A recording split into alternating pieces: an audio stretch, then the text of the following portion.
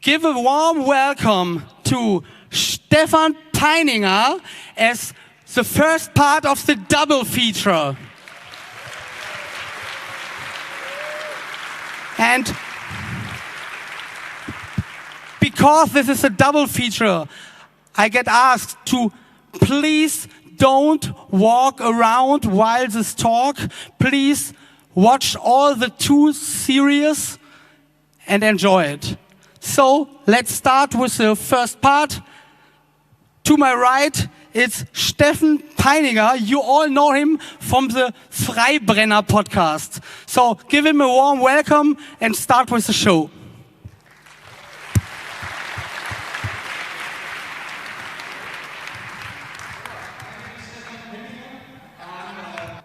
Graduated master distiller from the Institute for Fermentation and Biotechnology at Berlin.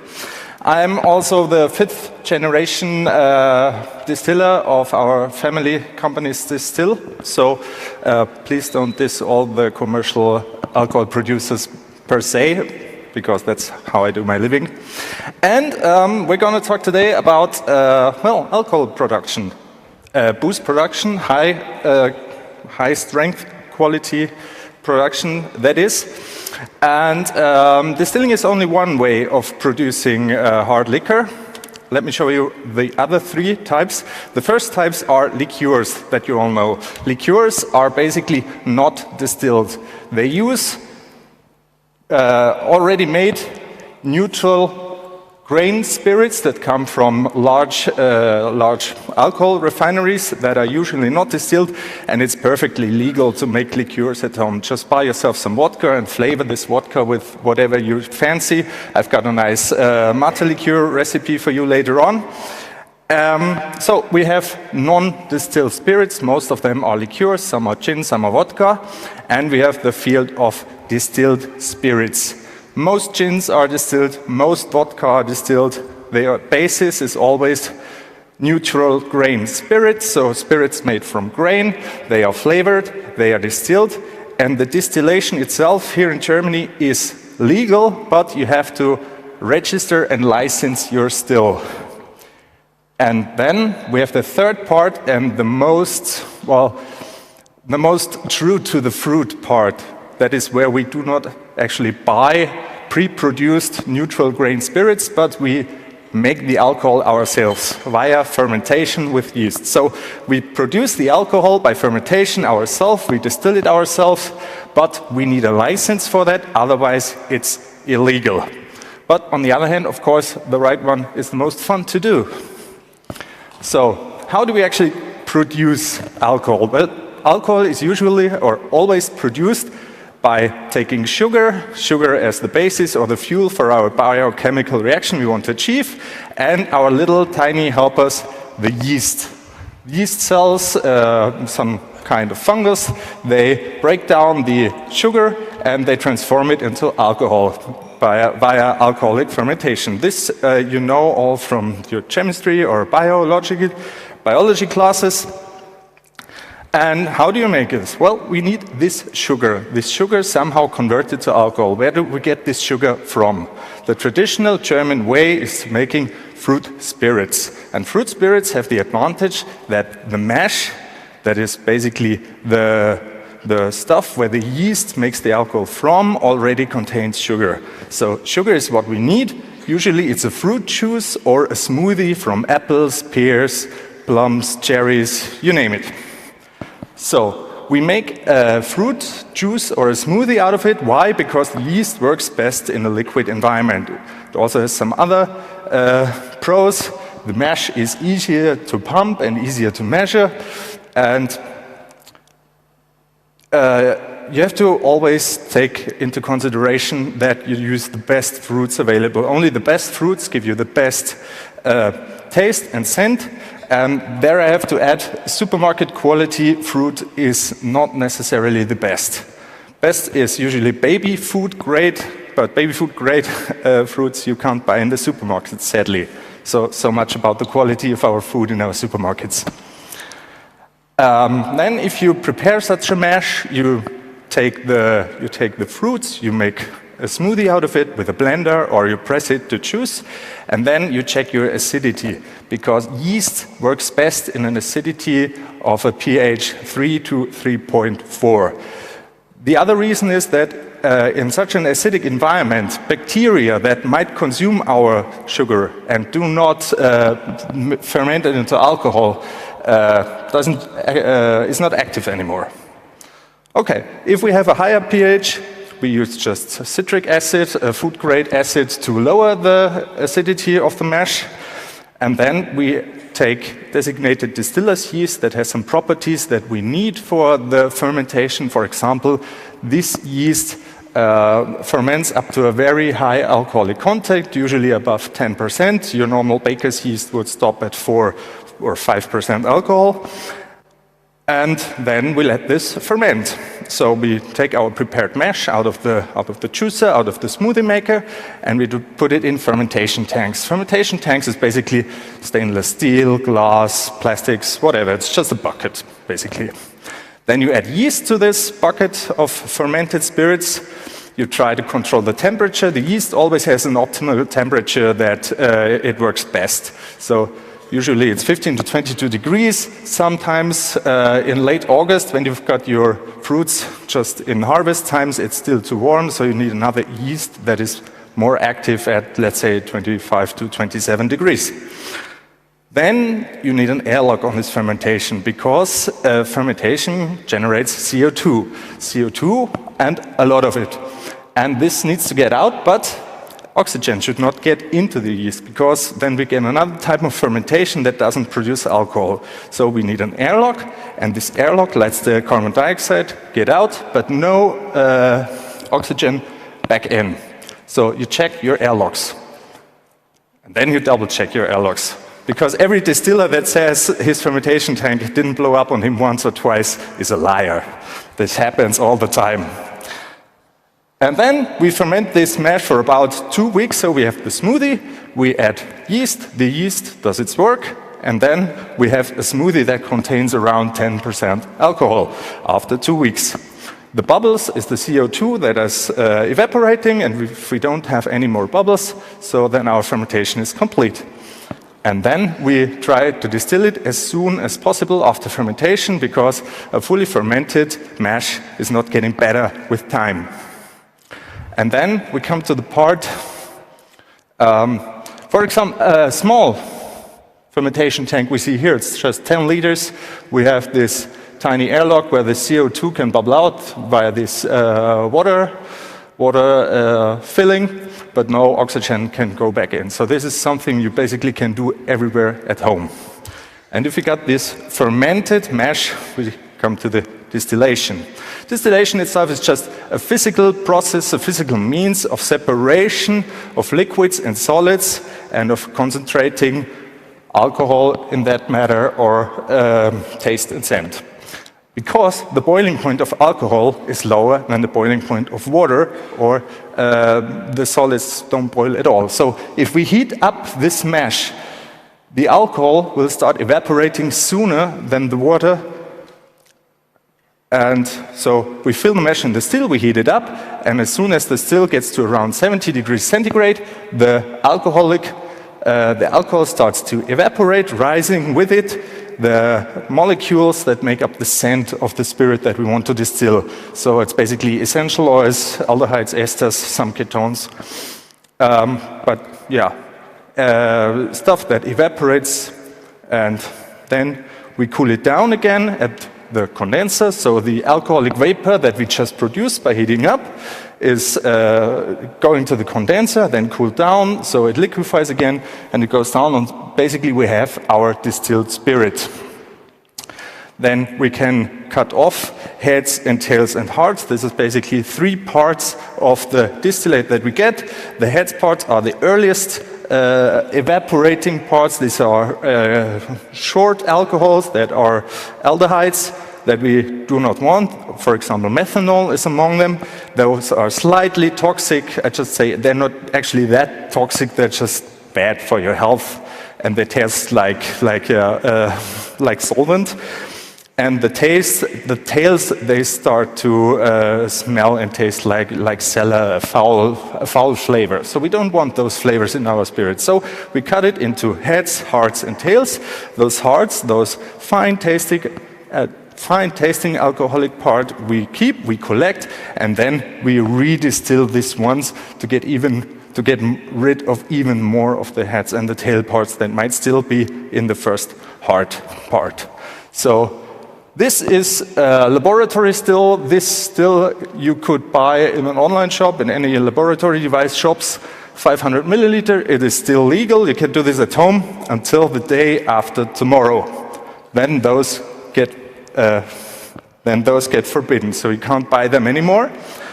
So if you do want to have one, go to the local drug or the laboratory dealer. Here I can quickly demonstrate how this works. So we've got the heater. Here it's just propylene gas going up. Here we've got our mash inside. The alcohol evaporates, goes up, goes into the condenser. The condenser cools it down, and the distillate comes out here again. Here just in a quick schematics, but same principle. And this is just stuff that you could basically buy almost everywhere where laboratory equipment is sold. As said, until the day after tomorrow. From 2018 on, all home stills in Germany will be illegal. So you can buy one in the next 3 days, and you can still use it in 2018, but you can't buy any more of them from 1st of January on or 2nd of January on. So we have one exception. You can buy stills of up to 2 liters of size if they're only used for the production of essential oils or distillation of water. But the basic physical principle stands.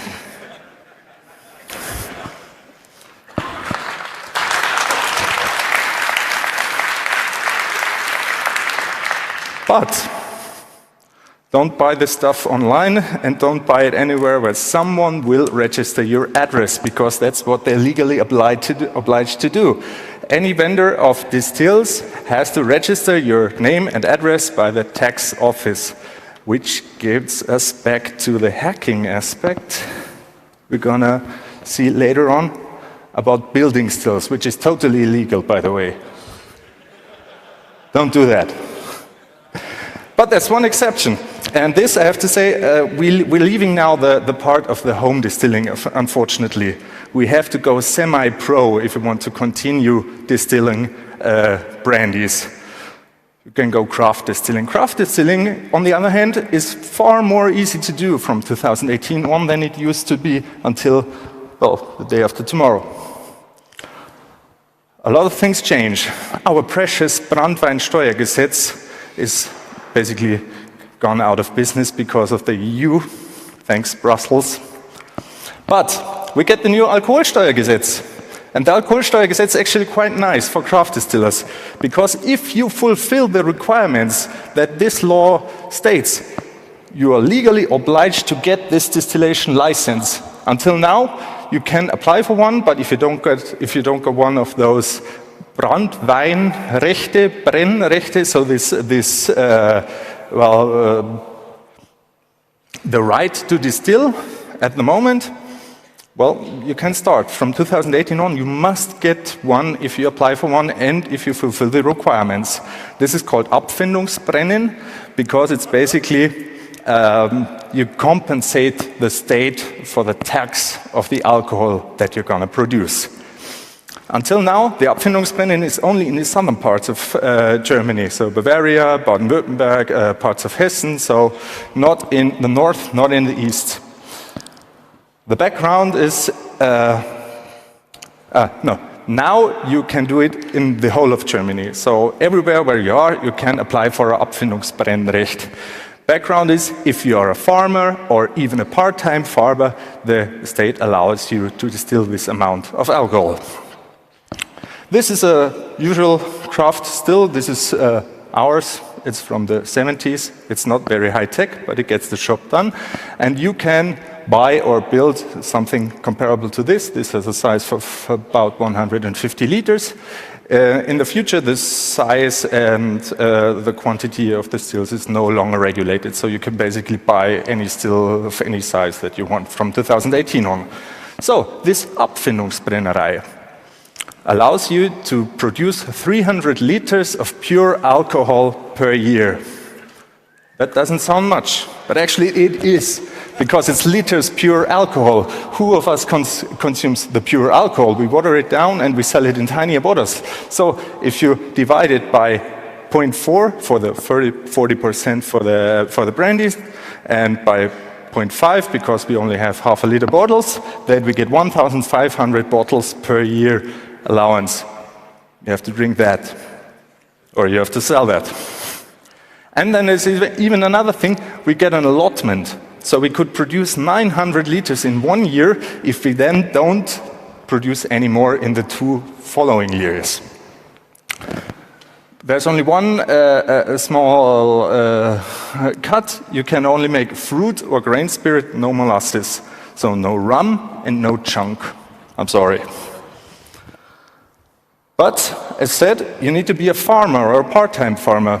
Well, that's actually not so hard. You need 3 hectares of regular tree orchards, or you need 1.5 hectares of intensively farmed fruit orchards. This is the one thing that maybe will hold back most of you guys thinking about opening an Abfindungsbrennerei. But there's a tiny way around it. Cheat code. You can rent or lease it. And you can rent or lease it any time in the next 10 years, and you have only to show it once to your customs. And when the custom guy then has checked your mark that you owned or rented or leased, then you're good to go forever. So there's going to be some areas of 3 hectares that are going to get leased for 365 days per year to 365 guys. The other exception is it has to be mixed fruit trees or intensively farmed fruit trees. Well, that's also a cheat code, because there's one fruit or one bulb that you can grow, that is allowed, and that you don't see, and that is no tree that you need to plant and wait for 5 years or so. This is the Jerusalem artichoke, or Topinambur, very well known in Baden-Württemberg. This one can be planted anywhere, and you can just, rent any area of just 3 hectares, like grassland, like a forest, like a jungle, and you say, yeah, tomorrow I'm going to plant some Jerusalem artichoke. And the customs agent has to say, yeah, of course you do.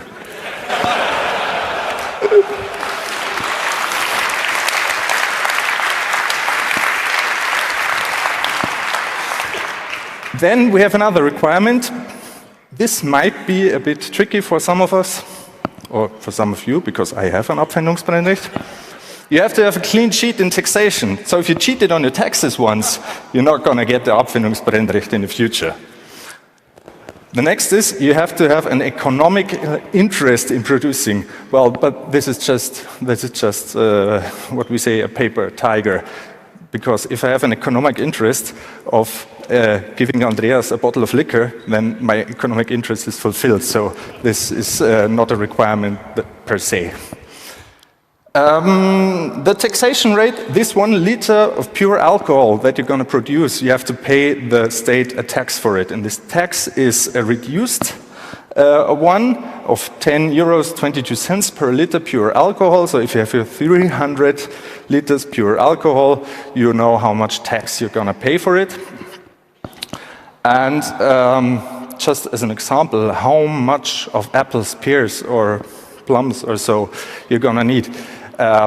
There's a list of these Ausbeutesätze, so a calculated result from certain mash.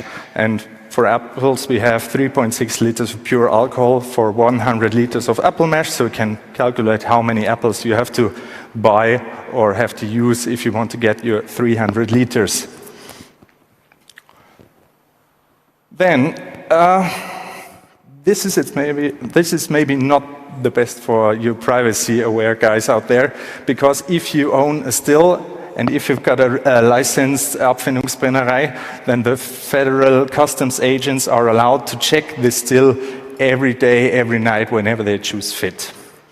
The next is the food inspectors have the right to check your still, but they only come on business hours, so that's a bit better. And then you need to enter a professionals association called Berufsgenossenschaft, either for the farming industry or for the food service industry, because if you blow yourself up while operating a still, then you're at least insured.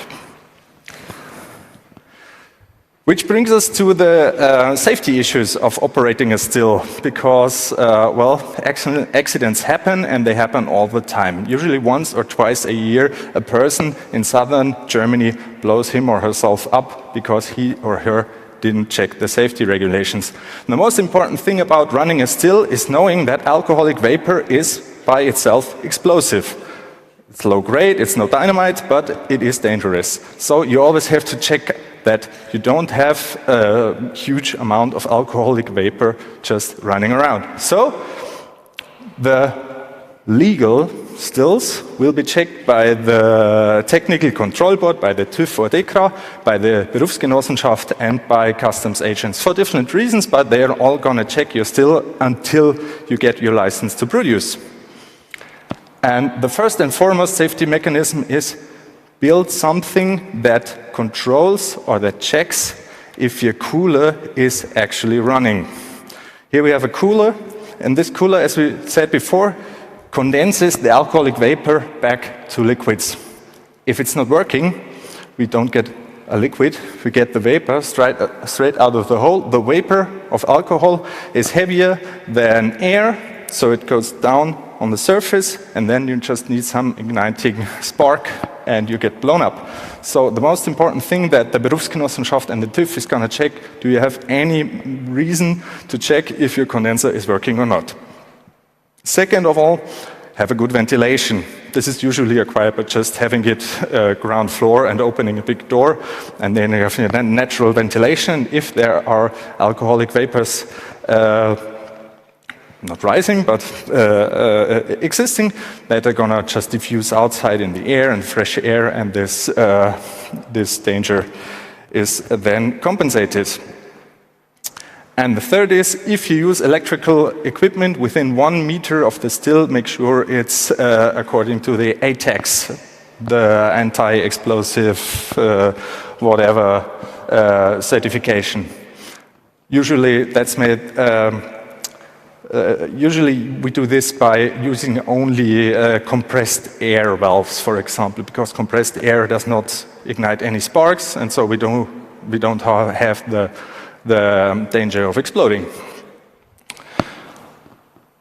So much for safety. Now about the economics, because, as I said, you're a part-time farmer now, and this doesn't come for free. If you buy a new still by one of the established German coppersmiths, this still will cost between 25,000 and 45,000 euros. You need to sell a lot of those 1,500 bottles per year to get this back.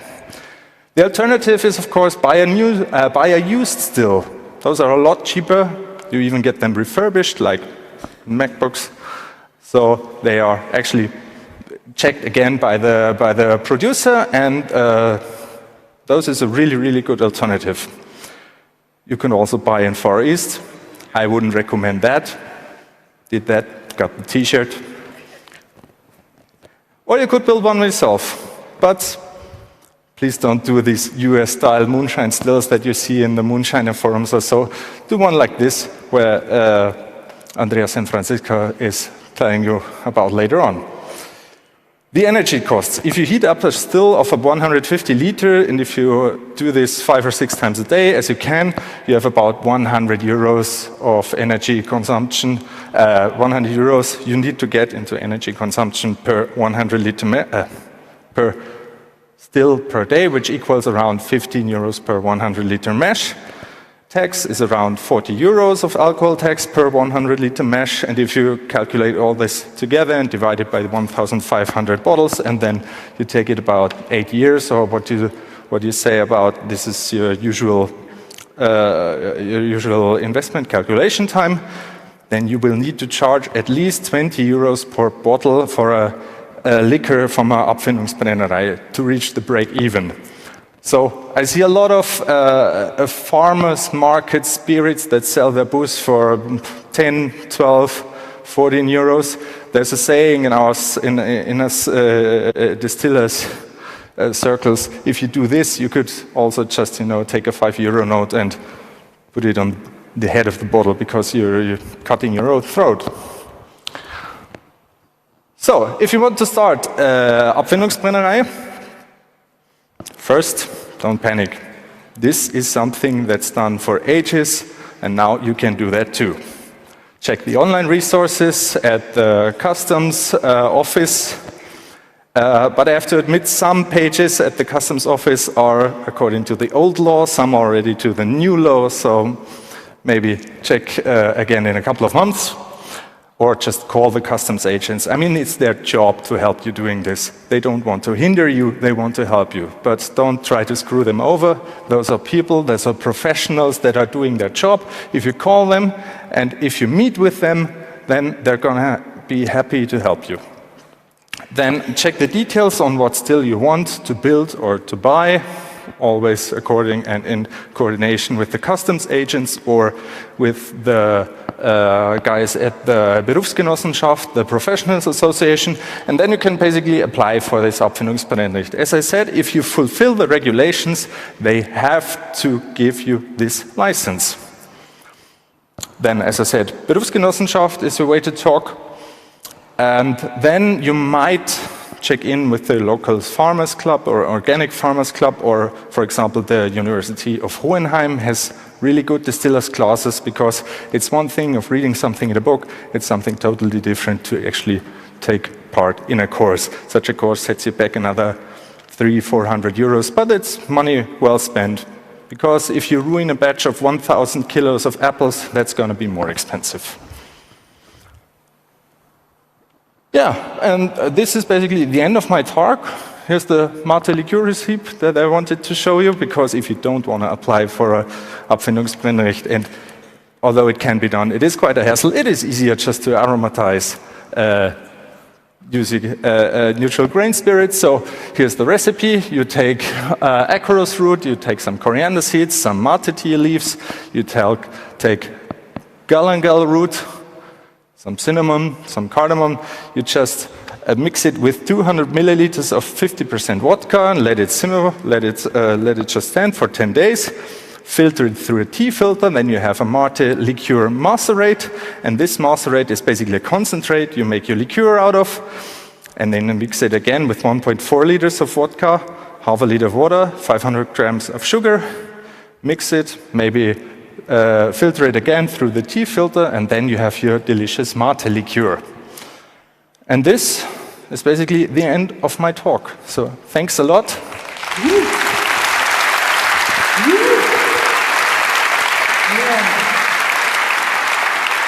A warm thanks for Stefan Peininger for this double feature start.